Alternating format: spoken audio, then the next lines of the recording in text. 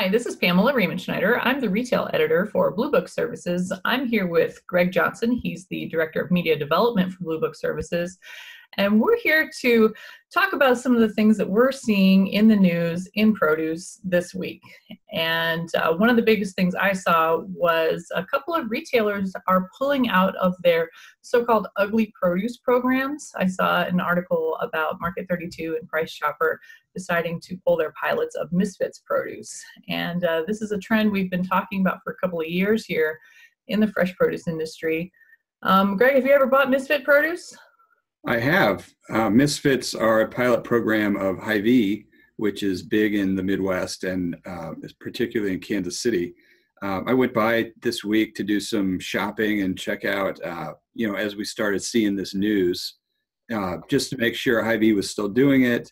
So I saw it in the store. One of the things that I think is interesting about how Hy-Vee merchandises it is they put it kind of toward the end of the produce department so that a shopper would go in, buy the amount of produce that they're going to buy, and then at the end of that experience, they see this Misfit table. And when I go by there, I kind of compare what I just bought. Should I buy more of this stuff? If it's really cheap, sometimes I buy extra. It also kind of depends on, what they have there.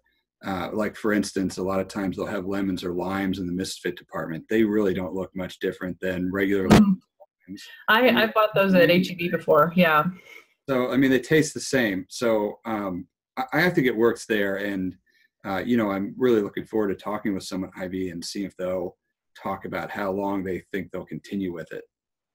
Well, over the past couple of years, I've been asked a lot about, do I think a mainstream retailer should be carrying a second SKU of ugly produce or seconds? I talked to suppliers, and it's kind of funny because, there's no seconds in a hot market.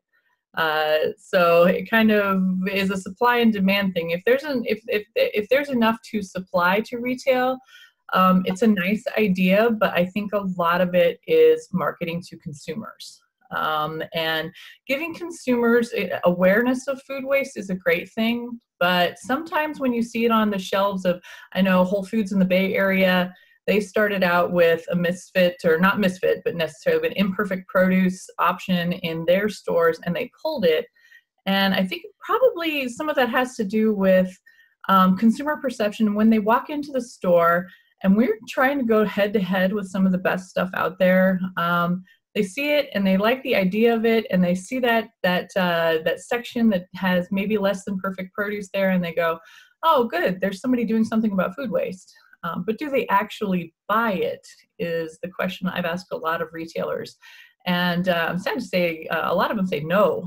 They're not actually selling a whole lot of imperfect produce in the stores. But speaking of imperfect produce, that's actually a company, and they're piloting here in Austin with a boxed program. They used to be in retail, and they've moved to boxed. And a friend of mine just ordered one here in Austin, and we tried that out. And you can check out that video on the Produce with Pamela YouTube channel for Blue Book Services. It was pretty fascinating to see what we got in that first box, because our criticism was that it wasn't ugly enough. I know there was some good looking stuff in that box. I was really surprised at the high quality. Yeah. And I mean, there was a lot of good stuff in there. I would buy that. So thanks for joining me, Greg. If you tune into producebluebook.com, you'll find analysis from both Greg and I and other industry thought leaders as we go forward.